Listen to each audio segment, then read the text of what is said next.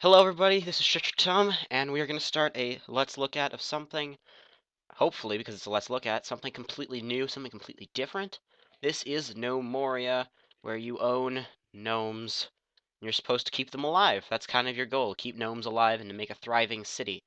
So, right now what I'm looking for is a good spot to set up our town. At the beginning, you start with your little gnome band. You start with cotton bags, which are storage mechanisms, some straw, some wheat, and some strawberry. You also start with yaks, people with tools, and some crates with supplies, but we'll get into that a little bit later. Off the bat, what we're going to want to do is find a spot, find like an open plain. We're going to want to go under agriculture. So basically, when you right click on the screen, you get all these options, which are jobs for your gnomes to do. You don't actually control any of your gnomes directly. What you do instead is you tell them to do various actions, and gnomes with the designated skill set will perform those actions for you. So that's kind of an interesting way to work with things. We don't have anything actually to work with right now. We're going to want to go to terrain mine. No, we're going to want to remove the ramps right here and make this our little quarry area. Um, so we're gonna go into agriculture again. So I have the game paused right now, which means that no gnomes are gonna eat or drink or do anything. So this gives me enough time to plan my not original, but plan my initial strategy here, just based off of the terrain at the beginning. So I like to do this just to make sure that I get some food. These white things are cotton plants, so I can use them to grow. Well, I can use them to get cotton seeds so I can plant them later. I can also get cotton, which is used for materials for various items in the game. So we're just gonna save, obviously, because we save whenever we unpause the game for the first time. This is just a quick autosave to make sure that the world gen worked appropriately. This game is still in alpha, so if you want to buy it, I believe it's at a discount from the total price of what it is going to be, which is going to be certainly interesting. So that got done. Everything's getting done very quickly, so I'm going to pause again just to make sure that my gnomes are not idling, because idling is a real pain in the butt. Just because it's not very good. You don't want your gnomes to be idling. So right now what I'm doing is I'm clicking, and you see if you look carefully, you'll see some yellow appear. That means that stairs are being built. And scrolling the mouse wheel is going to change the altitude. So I'm seeing right now, this is level 0, that's level 1 up here, 0, -1. So down underground, I can now dig out a large section for a underground gnome society, which would be fantastic since gnomes are, for the most part, not surface-dwelling creatures to the best of my knowledge. I would love to be proven incorrect. That would be fantastic, because quite frankly, I think it's a little bit interesting. I don't know. Maybe that's a thing. Remove designation. No, I want to cancel job. Don't want to build stairs there. So if you'll notice that these 2 stairs are lit green, and that means that gnomes are going to perform that action as soon as possible. So as you can see, they're going digging. Really quickly gonna hit options and go to audio and drag that down to 0, just because that's driving me insane. Sorry if you don't like the gnome sound is a bit of an addition. I haven't. It's not alpha per se. Well, it is alpha still, but and it's still in development, but it is not as old as it was when I originally got it. So I forgot about the sound effects for a bit there. When you notice that when a gnome well, not deletes, but clears a block, you'll get a clump. Those can be used for building later and for crafting recipes in certain scenarios. For example, clay can be made into bricks or statues. But we'll get into that a little bit later. For now, we're just going to terrain, dig stairs down. We're going to have some walls. We're just going to make it right now so that we have a bit of a mine shaft going, because we are really going to need lots of materials in order to start building. Certainly enough so that we can begin working our gnomes, not to death per se, but just working them out so that they have something to do. Let's make a 7x7 wheat farm. And we're gonna make a 7x7 cotton farm. Nope, nope, no, nope. I said cotton. So notice how it's all about right-clicking in this game. Blue means there's a designation. Um, Green, you'll see, is for other actions that are about to be performed. Yellow means actions that are going to be performed. When? Nobody knows. Whenever the gnomes feel like it, I suppose. Um, but yeah, that's great. Oh, you'll notice that there's some cotton on the ground, right? Cottonseed. Orange tree with replenishable oranges. There's also apple trees. Let me quickly find one. There should be some in the world. Usually you can find every type of tree in the world upon world spawn. There you go. There's some apple trees over there. There is a day-night cycle, however, to the best of my knowledge, it's not hugely, it doesn't hugely matter as to whether or not it's day or night. That's probably subject to change.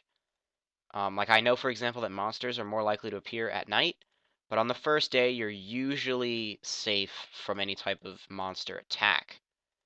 So don't worry for now about light. It's not like Minecraft where if you like encounter darkness, you're gonna get yourself killed instantly. Like I know a lot of people have well, I know certainly for me, like I've developed an instinctive fear of day-night cycles when night hits. Not the case in Gnomoria as much. There is a little bit of being afraid of the dark, but it's certainly less than in other games, simply because your gnomes light up the area in front of them for you. I'm trying to dig a staircase while I'm talking here. I'm trying to dig down to the stone layer. Usually it takes a bit of time to get there. Yeah, so we're getting there slowly. When you get to the stone layer, you'll notice that. See, right now I'm still in clay, which is not what I want. I want stone. So I need stone to build stuff. Ah, here we go. Stone. Excellent. Let's just dig some of that out. So you can also assign, as it can be seen here, massive jobs for them to do. So this is bauxite.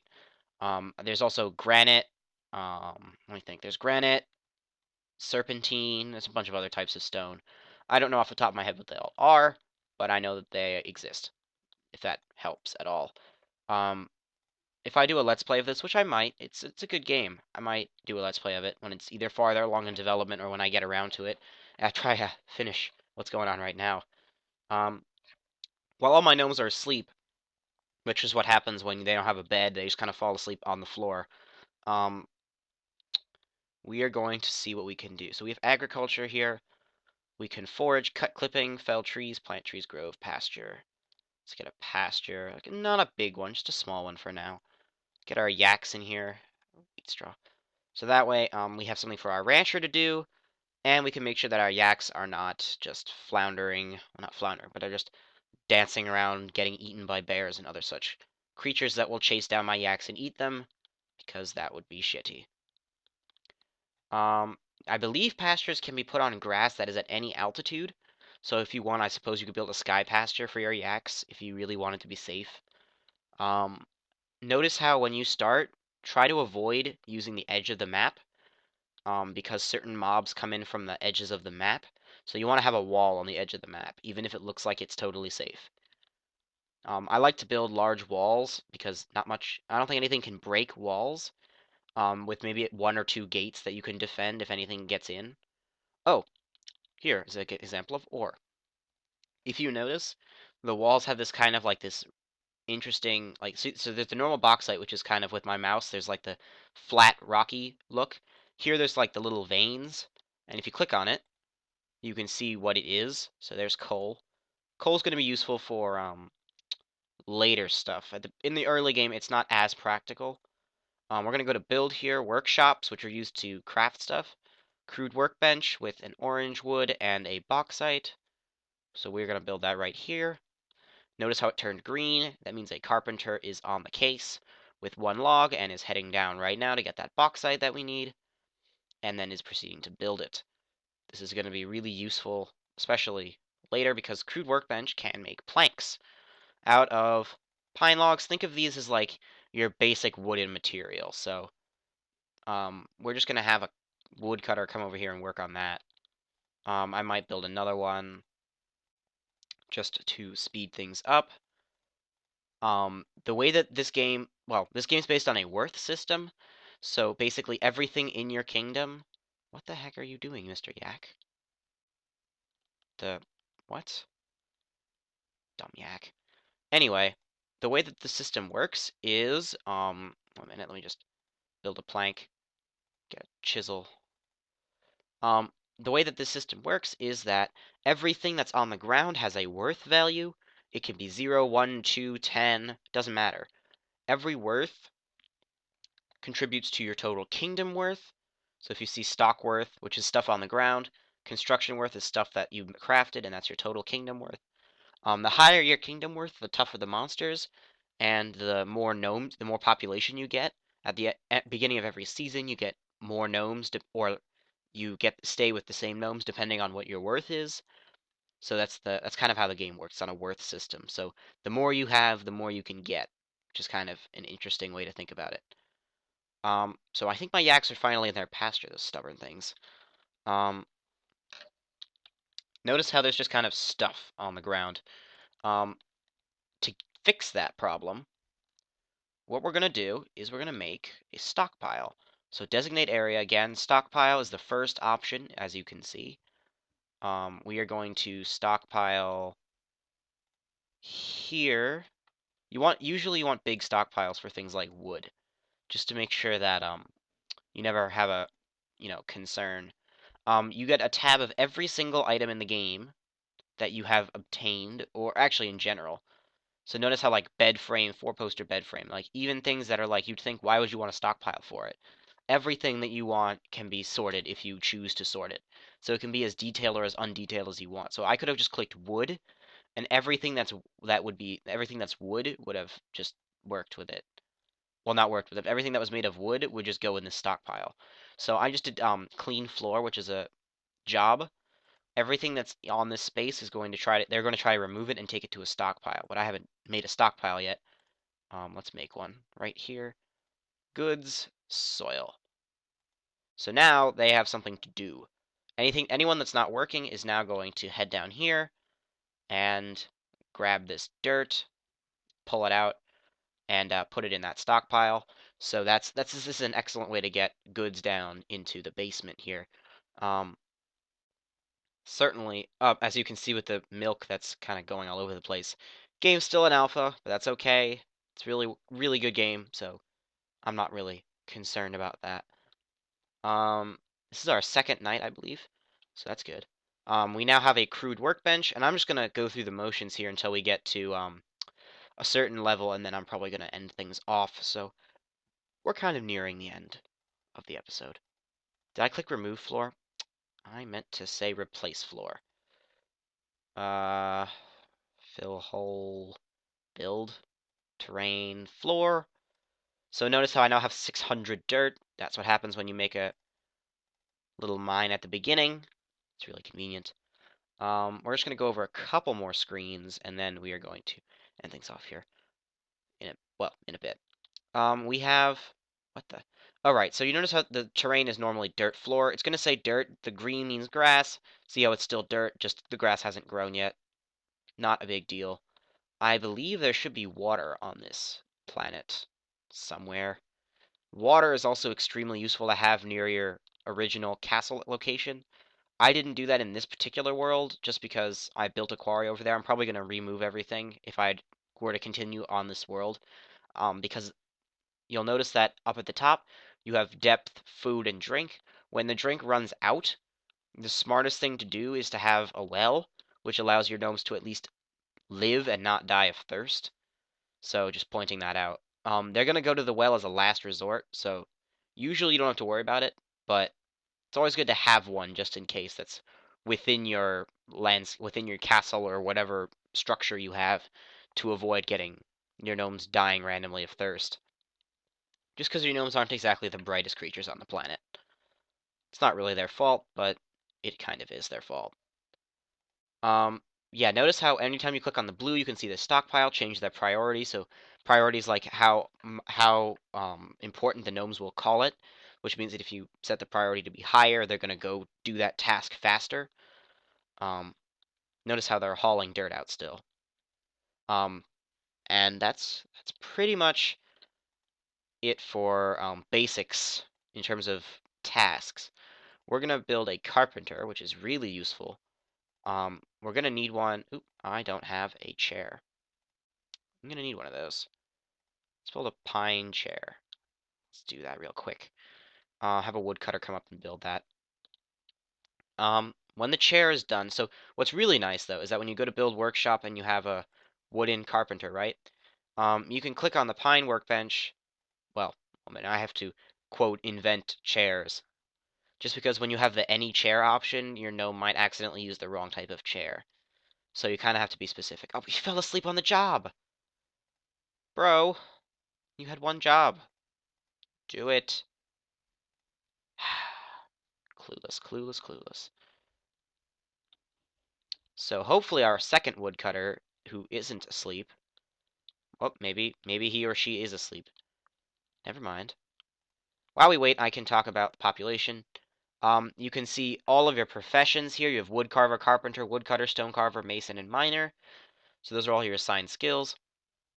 If you go to assign, you can see that each person has a job, right? And you can see what they're doing: sleeping, stocking, planting seed. So nobody's doing their specific job except for this farmer. But that's not a problem since I didn't tell them to do anything specific. Rancher will tell you, like, here's what their highest stats are most relevant to the job. So woodcutter, it's good to have carpentry, wood carving, and wood cutting. So those are the skills that are shown.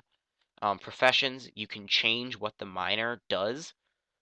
So you can also change their job priority. So it's like if you wanted miners to haul things first, you could go to haul and go move up or move down.